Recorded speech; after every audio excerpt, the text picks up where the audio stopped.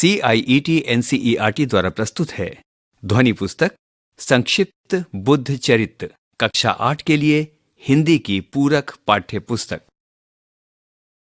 अध्याय 5 महापरिनिर्वाण,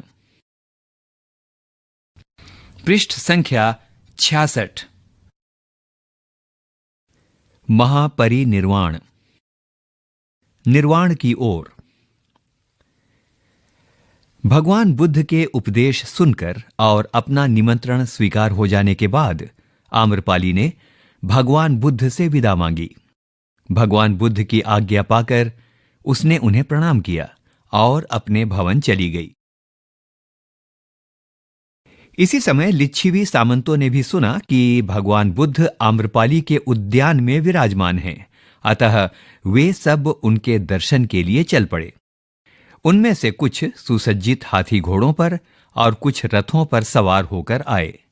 आम्रपाली के उद्यान के पास पहुंचकर वे अपने वाहनों से उतर गए और भगवान बुद्ध के निकट जाकर नमस्कार करके धरती पर बैठ गए।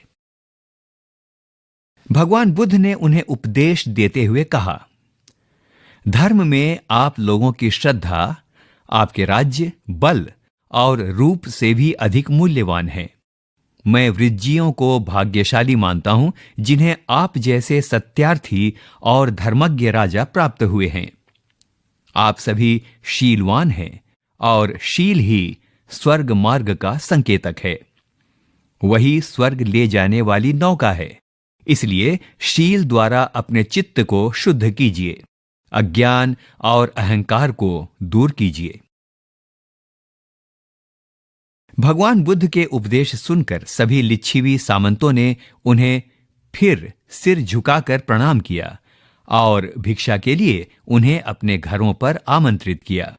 तथागत ने उन्हें बताया कि इसके लिए वे पहले ही आम्रपाली का निमंत्रण स्वीकार कर उसे वचन दे चुके हैं।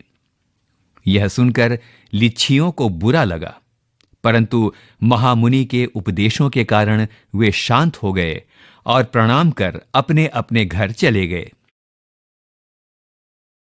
दूसरे दिन प्रातःकाल आम्रपाली ने भगवान बुद्ध का अतिथि सत्कार किया।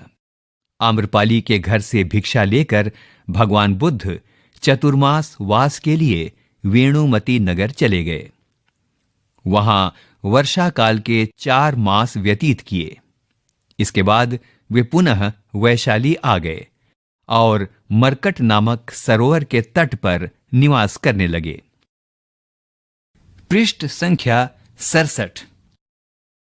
जब महामुनि मरकट सरोवर के तट पर एक वृक्ष के नीचे बैठे थे कि तभी उनके पास मार आया और सिर झुकाकर कहने लगा, हे मुनि, नैरंजना नदी के तट पर जब आपने बुद्धत्व प्राप्त किया था तो मैंने आपसे कहा था कि आप कृतकृत्य हो गए हैं, आप निर्वाण प्राप्त कीजिए। उस समय आपने कहा था, जब तक मैं पीड़ित और पापियों का उद्धार नहीं कर लेता तब तक मैं अपने निर्वाण की कामना नहीं करूंगा। अब आप बहुतों को मुक्त कर चुके हैं, बहुत से मुक्ति के मार्ग पर हैं, वे सभी निर्वाण प्राप्त करेंगे। अतः अब आप भी निर्वाण प्राप्त कीजिए। मार की विनती सुनकर भगवान बुद्ध ने कहा, मैं अपनी प्रतिज्ञा पूरी कर चुका हूं, तुम चिंता मत करो। मैं आज से तीसरे मास निर्वाण प्राप्त करूंगा। भगवान बुद्ध के ये वचन सुनकर मार बहुत प्रसन्न हुआ और मुनि को प्रणाम कर वहां से चला गया। मार के चले जाने के बाद भगवान बुद्ध अपने आसन पर बैठकर अपनी प्राणवायु को चित्त में ले गए और चित्त को प्राणों से जोड़कर योग साधना द्वारा समाधि प्राप्त की। जैसे ही उन्होंने प्राणों का निरोध किया, आकाश में चारों ओर से उल्कापात होने लगा। धरती कांपने लगी, चारों ओर बिजली चमकने लगी और वज्र गर्जना होने लगी। सर्वत्र प्रलयकालीन हलचल मच गई। इस प्रकार मर्त्य लोक, दिव्य लोक और आकाश में हुई हलचल की घड़ी में महामुनि ने गंभीर समाधि से निकलकर कहा, आयु से मुक्त मेरा शरीर अब जर्जर हो गया है। वह उस रथ के समान है जिसका धुरा टूट गया हो। मैं इसे अब अपने योग बल से ढो रहा हूं, परंतु जैसे अंडा फोड़कर पक्षी बाहर आ जाता है, वैसे ही मैं भी अब बाहर आ गया हूं।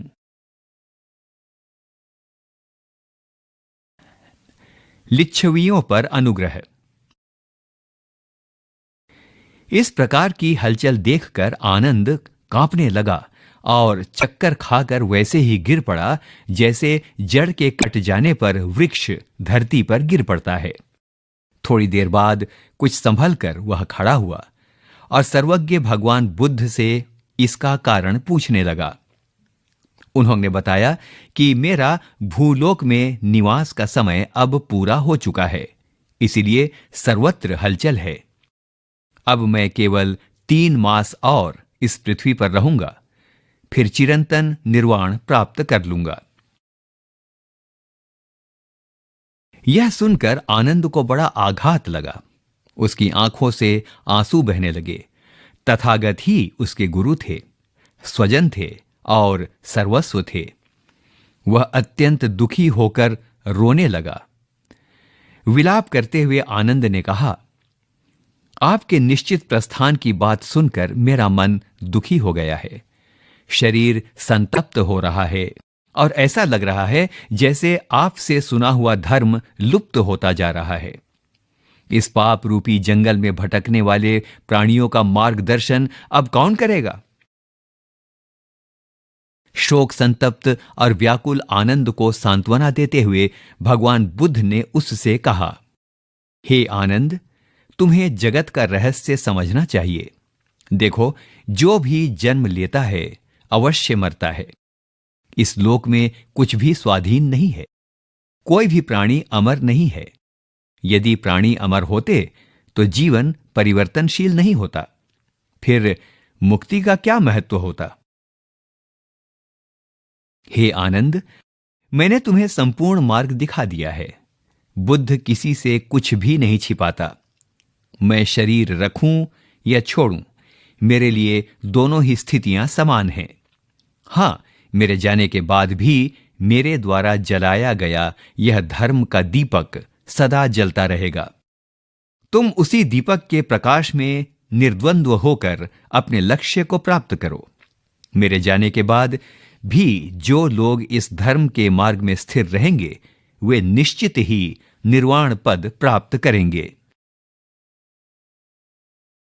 जब भगवान बुद्ध आनंद को समझा रहे थे, तभी उनके निर्वाण का समाचार सुनकर सभी लिच्छवी दौड़ते हुए वहां आ गए और भगवान को प्रणाम कर एक ओर खड़े हो गए।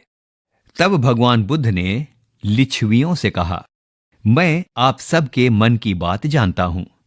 आप भी अन्य लोगों की भांति शोक संतप्त होकर यहां आए हैं, परंतु मैं आपसे कहना चाहता हूं कि यदि आप लोगों ने मेरे उपदेशों को ध्यान से सुना और ज्ञान प्राप्त किया है, तो आपको मेरे जाने के कारण शोक नहीं करना चाहिए। भगवान बुद्ध ने उन्हें आगे समझाया, देखो, इस परिवर्तनशील संसार में शरीर काल का भोजन है, जीवन क्षणभंगुर है। इस जगत में सदा रहने वाली कोई वस्तु नहीं है। पहले भी जो बुद्ध हुए हैं, वे भी अपनी बुद्धि के प्रकाश से संसार को प्रकाशित कर तेल समाप्त होने वाले दीपक की तरह सदा के लिए बुझ गए। भविष्य में भी बुद्ध पैदा होंगे। वे भी लकड़ी के जल जाने के बाद अग्नि की तरह शांत हो जाएंगे। मुझे भी अब उसी मार्ग पर जाना है। भगवान बुद्ध ने अंत में कहा, इस रम्य नगरी में अभी भी कुछ अदीक्षित लोग रह गए हैं, अतः मुझे चलना चाहिए। आप लोग किसी प्रकार का शोक ना करें और मेरे बताए धर्म के मार्ग का अनुसरण करें। पृष्ठ संख्या 69। इस प्रकार लिच्छवियों पर अनुग्रह कर उन्हें उपदेश देकर भगवान बुद्ध उत्तर दिशा की ओर चल दिए। उनके पीछे पीछे सभी लिच्छवी भी रोते बिलखते चलने लगे। वे कह रहे थे, आहा, विशुद्ध स्वर्णिम आभा वाले गुरु की देह नष्ट हो जाएगी। क्या भगवान भी अनित्य है? विलाप करते हुए लिच्छवियों को भगवान बुद्ध ने पुनः समझाया और उन्हें अपने अपने घर जाने की आज्ञा दी। परंतु जैसे लहर हवा की विपरीत दिशा में नहीं चल पाती, वैसे ही वे घर लौटने में अपने आप को असमर्थ पा रहे थे। जैसे ही भगवान बुद्ध वैशाली नगर को छोड़कर आगे बढ़े, वह नगरी राहु द्वारा ग्रसित सूर्य के समान प्रभाशून्य हो गई। जैसे विद्या के बिना रूप, क्रिया के बिना ज्ञान, भक्ति के बिना बुद्धि, संस्कार के बिना शक्ति, सदाचार के बिना संपत्ति, श्रद्धा के बिना प्रेम, उद्योग के बिना लक्ष्मी, कर्म के बिना धर्म तथा वर्षा के बिना धान के खेत शोभाहीन लगते हैं, वैसे ही तथागत के बिना यह वैशाली शोभाहीन हो गई थी। उस दिन शोक के कारण वैशाली में किसी ने भोजन नहीं किया, न ही किसी ने जल ग्रहण किया। उधर तथागत ने नगर की सीमा पर आकर उसकी ओर मुंह करके कहा, हे वैशाली, अपने जीवन के शेष भाग में अब मैं तुम्हें फिर नहीं देखूंगा, क्योंकि मैं अब निर्वाण के मार्ग पर जा रहा हूं। उन्होंने अपने पीछे पीछे चले आ रहे सभी लोगों को समझाया, उन्हें अपने अपने घर लौट जाने के लिए कहा और स्वयं भोगवती नगरी की ओर चल पड़े। भोगवती नगरी में कुछ समय रहने के बाद भगवान बुद्ध ने अपने अनुयायियों को उपदेश दिए और कहा, मेरे जाने के बाद आप लोग धर्म का अनुसरण करें। मैंने जो कुछ सूत्रों में बताया है और जो विनय में है, आप उसी का अनुसरण कीजिए। जिसमें विनय नहीं है, वह ना मेरा वचन है और ना धर्म। पवित्र लोगों के वचन वैसे ही ग्रहण करना जैसे कि स्वर्णकार स्वर्ण को तपाकर उसकी परीक्षा करके उसे ग्रहण करता है। इसलिए शब्द को अर्थ के अनुसार ठीक ठीक सुनकर ही उसे ग्रहण करना चाहिए। जो शास्त्र को अनुचित रीति से ग्रहण करता है, वह अपने को ही क्षति पहुंचाता है। जैसे तलवार को अनुचित रीति से ग्रहण करने वाला अपने आप को ही काट लेता है। इस प्रकार अपने शिष्यों को उपदेश देकर भगवान बुद्ध ने पापापुर के लिए प्रस्थान किया। पापापुर पहुंचने पर मल्लों ने उनका समारोहपूर्वक स्वागत किया। पृष्ठ संख्या 70। वहां उन्होंने अपने भक्त चुंद के घर अंतिम भोजन किया। अपनी शिष्य मंडली के साथ भोजन कर लेने के बाद उन्होंने चुंद को उपदेश दिए और फिर कुशी नगर के लिए प्रस्थान किया। भगवान बुद्ध ने चुंद के साथ इरावती नदी को पार किया और फिर नगर के एक सुंदर उपवन में एक सरोवर के तट पर कुछ समय विश्राम किया। तदुपरांत उन्होंने हिरण्यवती नदी में स्नान किया और शोकाकुल आनंद को आदेश दिया, हे आनंद, इन दोनों शाल वृक्षों के बीच मेरे शयन के लिए स्थान तैयार करो। हे महाभाग, आज रात्रि के उत्तर भाग में तथागत निर्वाण प्राप्त करेंगे। भगवान बुद्ध के आदेश के अनुसार आनंद ने शयन के लिए स्थान तैयार किया और फिर हाथ जोड़कर निवेदन किया, भगवन, शैया तैयार है। तब वह पुरुष सिंह चिर निद्रा के लिए शांत चित्त से शैया के निकट गए। वे हाथ का तकिया बनाकर एक पैर पर दूसरा पैर रखकर और अपने शिष्यों की ओर उन्मुख होकर दाईं करवट लेट गए। उस समय सारी दिशाएं शांत हो गईं, सभी पक्षी निशब्द हो गए और सभी जीव जंतु मौन, मानो सारा संसार स्तब्ध हो गया हो। इस पृष्ठ पर एक चित्र है जिसमें भगवान बुद्ध को निर्वाण लेते हुए दिखाया गया है। आइए अब सुनते हैं पाठ। सूर्यास्त के समय जैसे पथिकों को घर जाने की शीघ्रता होती है, वैसे ही सभी उपस्थित शिष्यों को अंतिम लक्ष्य प्राप्त करने की शीघ्रता होने लगी। तब भगवान बुद्ध ने आनंद से कहा, हे आनंद, तुम मल्लों को मेरे प्रयाण की सूचना दे दो। वे भी निर्वाण देख लें, जिससे उन्हें बाद में पश्चाताप ना हो। पृष्ठ संख्या 71। आदेशानुसार आनंद ने जाकर मल्लों को सूचित किया कि तथागत अब अंतिम शैया पर हैं। यह सुनकर सभी मल्ल अत्यंत व्याकुल होकर आंसू बहाते हुए निकल पड़े। वे शीघ्र ही महामुनि के पास आए और अपने आंसुओं से भगवान बुद्ध के चरणों को भिगोते हुए उनके सन्मुख मौन होकर खड़े हो गए।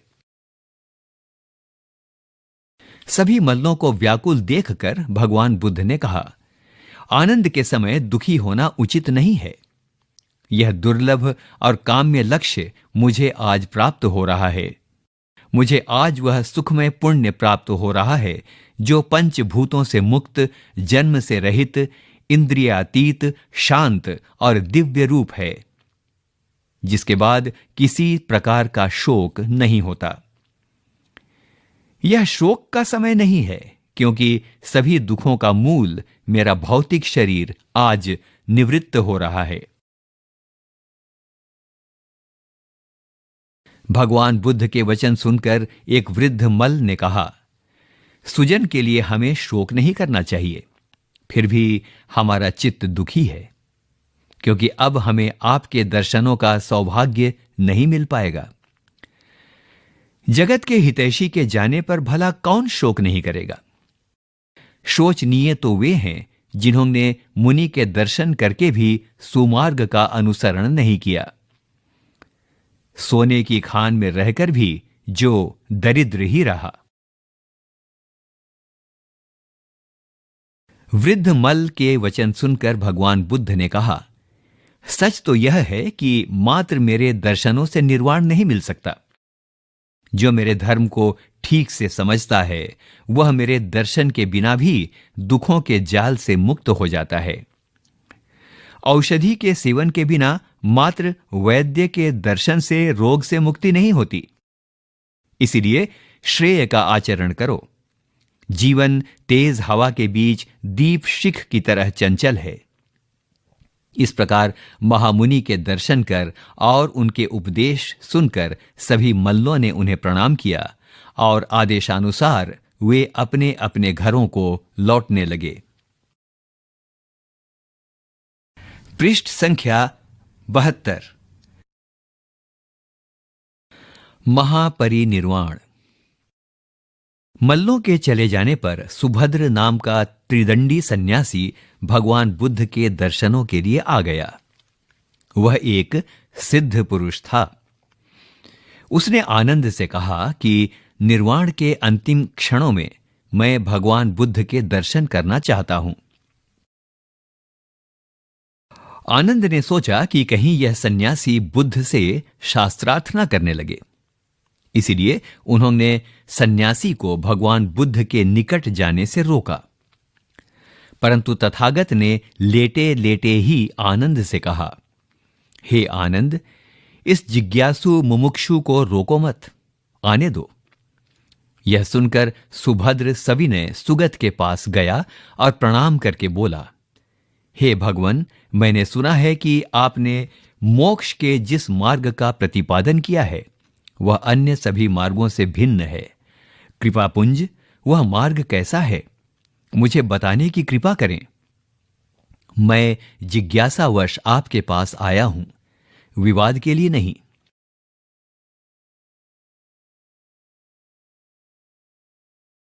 सुभद्र की प्रार्थना सुनकर तथागत ने उसे अष्टांग मार्ग का उपदेश दिया। इसे सुनते ही सुभद्र की ज्ञान दृष्टि सम्यक रूप से खुल गई। वह उसी तरह प्रसन्नता का अनुभव करने लगा जैसे भटका हुआ राही अपने गांव पहुंच जाने पर करता है।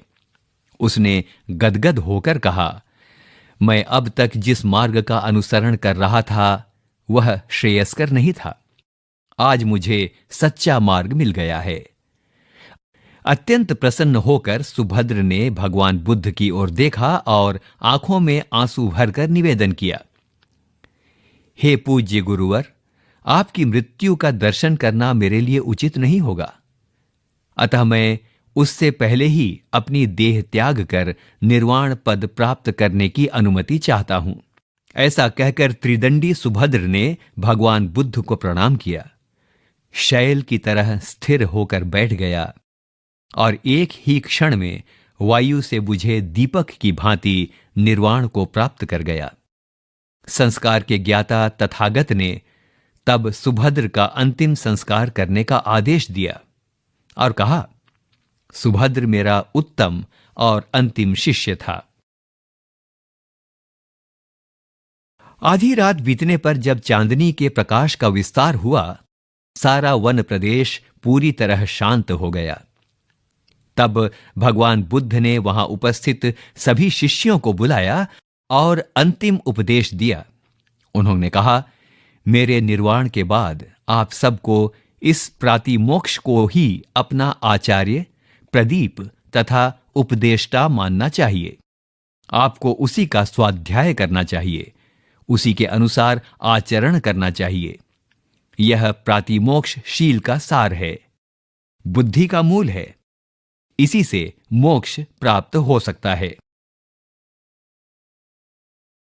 तथागत ने प्रातिमोक्ष के सारे नियम विस्तार से समझाए और अंत में कहा, मैंने गुरु का कर्तव्य निभाया है, आगे तुम लोग साधना करो। विहार, वन, पर्वत जहां भी रहो, धर्म का आचरण करो। यदि मेरे बताए आर्य सत्यों के विषय में किसी को कोई शंका हो, कोई प्रश्न हो तो पूछ लो। तथागत के मुख से अंतिम उपदेश ग्रहण करने के बाद सभी शिष्य मौन और शांत बैठे रहे तो अनिरुद्ध ने तथागत से निवेदन किया, हे सुगत, आप द्वारा प्रतिपादित आर्य सत्यों में किसी को भ्रम नहीं है। पृष्ठ संख्या 73। अनिरुद्ध की बात सुनकर तथागत ने कहा, हे अनिरुद्ध, सभी की मृत्यु निश्चित है। अब मेरे जीवित रहने से संसार को कोई लाभ नहीं। स्वर्ग और भूलोक में जो भी दीक्षित होने योग्य थे, वे सभी धर्म में दीक्षित हो गए। अब इन्हीं के द्वारा मेरा धर्म जनता में प्रचलित होगा और उससे संसार में स्थायी शांति स्थापित होगी। तुम सब लोग शोक त्याग कर जागरूक रहो, यही मेरा अंतिम वचन है। इतना कहकर भगवान बुद्ध ने प्रथम ध्यान में प्रवेश किया, फिर दूसरे ध्यान में, और इस तरह क्रमशः ध्यान के अनेक स्तरों को पार कर पुनः चतुर्थ ध्यान में आ गए और सदा के लिए शांत हो गए। महापरिनिर्वाण के बाद, भगवान बुद्ध के निर्वाण प्राप्त करने के बाद सारा संसार ऐसा लगने लगा जैसे बिना चंद्रमा के आकाश, पाले से मुरझाए कमलों का सरोवर अथवा धन के अभाव में निष्फल विद्या। निर्वाण का समाचार सुनकर आकाश से देवतागण भी उनके प्रति अपनी श्रद्धा प्रकट करने लगे। उनमें से एक ने कहा, अहो, यह सारा संसार नश्वर है, जहां मृत्यु के लिए जन्म होता है और जन्म के लिए मृत्यु। जो जन्म और मृत्यु दोनों से मुक्त है वही भाग्यवान है। देखो, ज्ञान की ज्वाला तथा यश रूपी ज्योति को आज काल ने सदा के लिए शांत कर दिया है। किसी मुनि श्रेष्ठ ने अपनी श्रद्धांजलि देते हुए कहा, यह संसार असार है, यहां सभी कुछ नश्वर है। जो सारे लोक का गुरु था वह भी आज काल कवलित हो गया। अंधकार में डूबे लोक को देखकर अनिरुद्ध ने कहा, इस लोक की गति कैसी विचित्र है। तथागत ने दुख मुक्त होकर तपस्या की, आलस्य मुक्त होकर धर्माचरण किया, लोभ मुक्त होकर योगाभ्यास किया और अब मोह मुक्त होकर इस शरीर का भी त्याग कर दिया। जैसे बुद्धि के बिना विद्या, आचरण के बिना क्रिया तथा दया के बिना धर्म निरर्थक होता है, वैसे ही शाक्य मुनि के बिना यह संसार आज व्यर्थ लग रहा है। भगवान बुद्ध के निर्वाण का समाचार जैसे ही मल्लों ने सुना, वे भी रोते हुए वहां दौड़े चले आए और विलाप करने लगे। फिर मल्लों ने मिलकर महामुनि के शव को स्वर्णमय सुंदर शिविका में स्थापित किया। विविध प्रकार की सुगंधित फूल मालाओं से भक्तिपूर्वक पूजा की। शिविका को श्वेत कपड़े से ढका और चंवर डुलाते हुए उसे अपने कंधों पर उठाया। पृष्ठ संख्या 74। भक्तिपूर्वक भगवान बुद्ध की शव शिविका को वे नगर के मध्य भाग में ले आए। फिर वे नगर के नाग द्वार से बाहर निकले और हिरण्यवती नदी को पार किया। उन्होंने मुकुट चैत्य के पास चंदन, अगरू तथा वलकल आदि से चिता बनाई और उस पर महामुनि के शव को रख दिया। दीपक जलाकर मल्लों ने चिता में आग दी, परंतु बार बार प्रयत्न करने पर भी चिता में आग नहीं लगी। भगवान बुद्ध का प्रिय शिष्य काश्यप अभी मार्ग में ही था। उसी के अभाव में चिता में आग नहीं लग पा रही थी। जैसे ही काश्यप दौड़ते हुए वहां आए, उन्होंने अपने गुरु को साष्टांग दंडवत प्रणाम किया। चिता में स्वतः ही आग लग गई। चिता की अग्नि ने भगवान बुद्ध के शरीर के मांस, चर्म, बाल तथा अन्य अवयवों को जला दिया, परंतु उनकी अस्थियां यथावत बनी रहीं। उन्हें चिता की अग्नि न जला सकी। चिता के शांत हो जाने पर मल्लों ने भगवान बुद्ध की अस्थियों को शुद्ध जल से धोया और उन्हें स्वर्ण कलश में रखा। उसे अपने नगर के मध्य ले गए। लोगों ने महामुनि की प्रशंसा में स्तोत्र गाए। किसी ने कहा, इस घट में वे धातु यानी अस्थियां स्थापित हैं जिन्हें चिता की अग्नि नहीं जला सकी। किसी ने कहा, ये अस्थियां मंगलमय हैं, अमूल्य हैं। हम इन्हें यहां स्थापित कर रहे हैं जिससे संसार को शांति प्राप्त हो। यहां एक चित्र है जिसमें बुद्ध के महानिर्वाण को दिखाया गया है। अब सुनते हैं पाठ। पृष्ठ संख्या 75। किसी अन्य ने कहा, अहो, काल कितना निष्ठुर है। इसने महामुनि को भी नहीं छोड़ा, जिसके धर्म और यश से सारा चराचर जगत चमत्कृत है। बाद में मल्लों ने अस्थि कलश के लिए अत्यंत सुंदर पूजा भवन का निर्माण करवाया और उसमें अस्थि कलश स्थापित किया। कुछ समय तक मल्लों ने भगवान बुद्ध के अस्थि कलश की विधिवत पूजा अर्चना की, परंतु धीरे धीरे पड़ोसी राज्यों से दूत आने लगे और भगवान बुद्ध की अस्थियों को मांगने लगे। एक दिन 7 पड़ोसी राज्यों से दूत आए और उन्होंने अस्थियां मांगी, परंतु भगवान बुद्ध की अस्थियों के लिए मन में अत्यंत श्रद्धा होने तथा अपने बल पर अभिमान होने के कारण मल्लों ने भगवान बुद्ध की अस्थियां देने से मना कर दिया और वे लड़ने की तैयारी करने लगे। दूत लौट गए। उन्होंने सारी बातें अपने अपने राजाओं से कहीं। दूतों की बात सुनकर पड़ोसी राजा भी क्रोधित हुए। उन्होंने मिलकर युद्ध करने का निर्णय किया। वे अपनी अपनी सेना लेकर युद्ध के लिए निकल पड़े।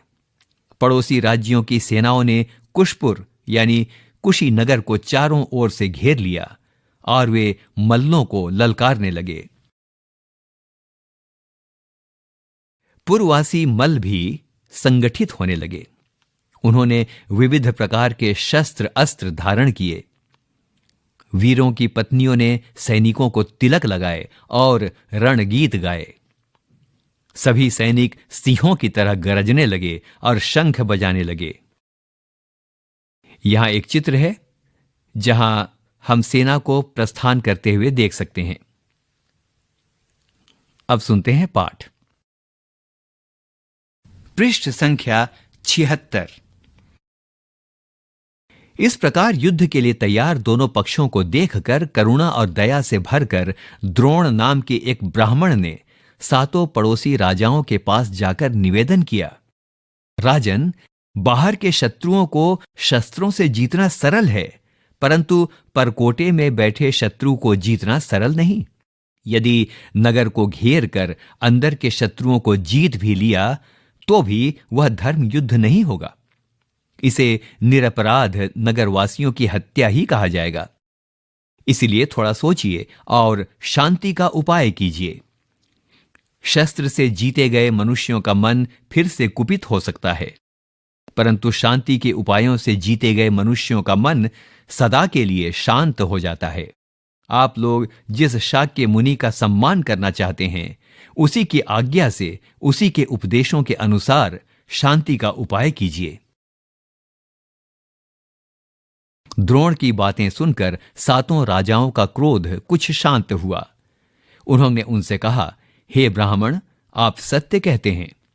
हम लोगों की धर्म में, प्रेम में पूरी आस्था है, परंतु हमें अपने बल पर भी पूरा विश्वास है। हमने शाक्य मुनि में अतिशय भक्ति के कारण ही शस्त्र ग्रहण किया है। हम तो शाक्य मुनि की पूजा के लिए ही लड़ रहे हैं। यदि यह कार्य बिना युद्ध हो जाए तो हमें कोई विरोध नहीं है।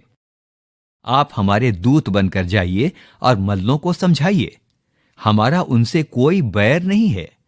हम तो भगवान बुद्ध के प्रति अपनी श्रद्धांजलि समर्पित करना चाहते हैं।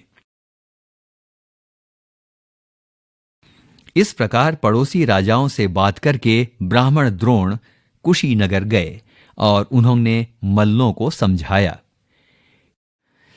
हे मल्लों, नगर के बाहर जो 7 राजा अपनी सेनाओं के साथ खड़े हैं, उनके पास अमोघ आयुध हैं और उनका बल अजेय है, परंतु वे शाक्य मुनि के धर्म के कारण ही डरे हुए हैं। वे यहां राज्य प्राप्ति के लोभ से नहीं आए और न ही अहंकारवश आए हैं। भगवान बुद्ध जैसे आपके गुरु हैं, वैसे ही वे हमारे भी गुरु हैं और इन राजाओं के भी। इसीलिए ये राजा भी शाक्य मुनि की अस्थियों की पूजा के लिए आए हैं। शाक्य मुनि का उपदेश है कि धन की कृपणता उतना बड़ा पाप नहीं है जितना बड़ा धर्म की कृपणता है।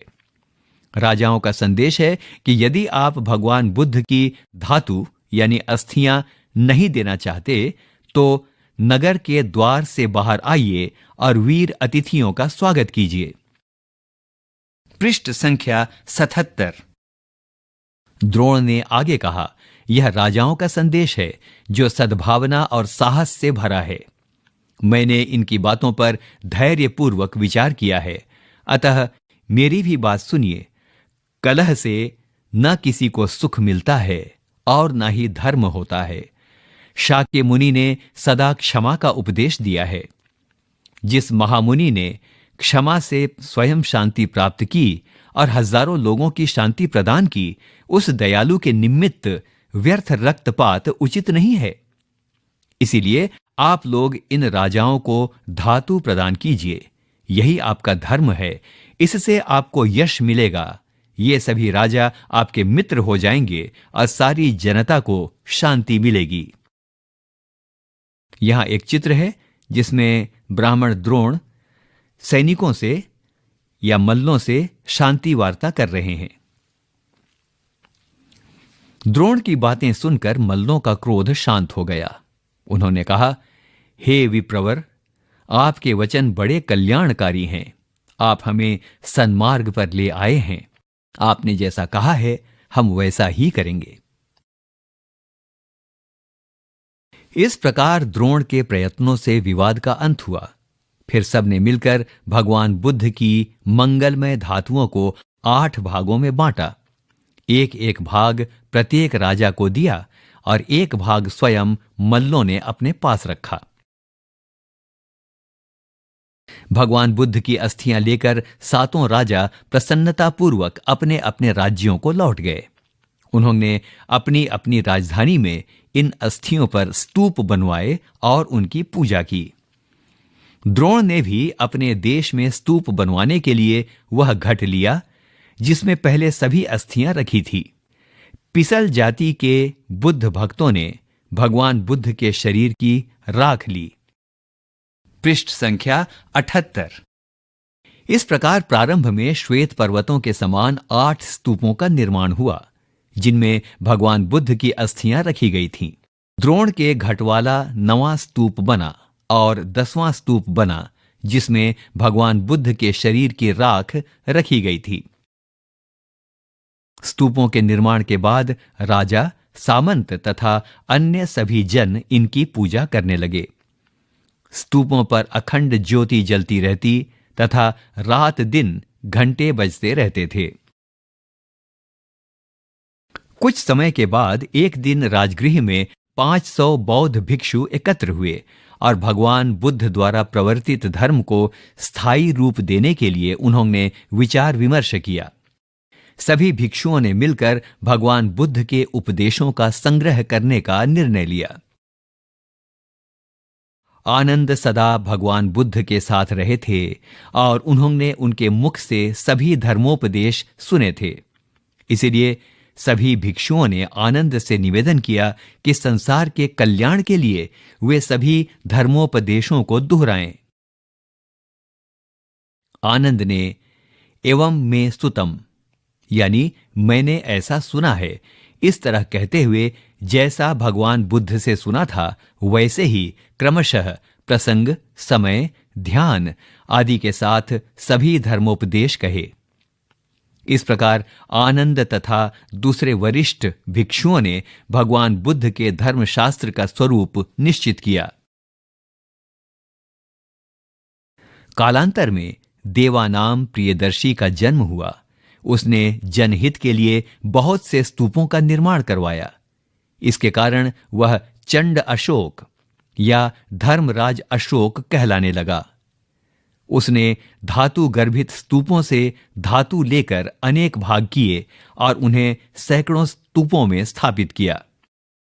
यहां एक चित्र है जहां पर हम चंड अशोक को स्तूपों की स्थापना करते हुए देख सकते हैं। पृष्ठ संख्या 79। जब तक जन्म है तब तक दुख है, इसीलिए पुनर्जन्म से मुक्ति के समान कोई सुख नहीं है। इसीलिए और कौन उतना पूज्य हो सकता है जितना कि वह जिन्होंने जन्म, जरा, व्याधि और मृत्यु से स्वयं मुक्त होकर सारे संसार को मुक्ति का मार्ग दिखाया है। प्रश्न 1। मार ने बुद्ध को क्या याद दिलाया? उत्तर में बुद्ध ने क्या कहा? 2। आनंद कौन था? उसे क्या जानकर आघात लगा? 3। तथागत ने परिनिर्वाण से पूर्व मल्लों को क्या समझाया? 4। अपने अंतिम उपदेश में बुद्ध ने अपने शिष्यों से क्या कहा? 5। मल्लों और पड़ोसी राजाओं के बीच युद्ध की संभावना क्यों उत्पन्न हो गई और यह संघर्ष कैसे टल गया? 6। भगवान बुद्ध के उपदेशों को संग्रह करने का भार किसे सौंपा गया और क्यों?